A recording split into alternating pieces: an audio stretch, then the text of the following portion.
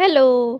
मी आज कॉलेजला का नाही गेले हे पुढे सांगतेच, पण त्याआधी पप्पांचा टिफिन बनवला आणि शेवटच्या भाकरीचा तुमचा पण असा नकाशा होतो का? आणि गॅस टंचाईमुळे तुम्ही सुद्धा असा काही जुगाड केलाय का? मी इकडे फ्रेश झाले आणि माझ्या आवडीचं मोनॅको बिस्किट खायला घेतलं.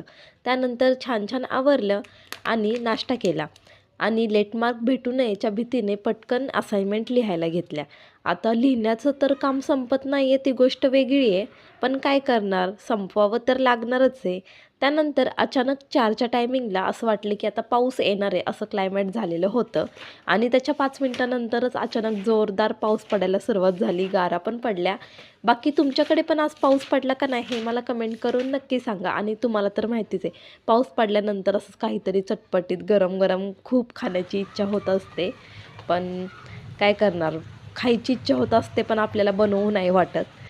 तर मग काय नाही, मग गेले मार्केटमध्ये आणि कुरकुरे घेऊन आले. म्हणलं कुरकुरे खातच आता आपण एन्जॉय करावा पाऊस. तर मी कॉलेजला का नाही गेले, तर जाऊच वाटत नव्हतं. तर चला, बाय.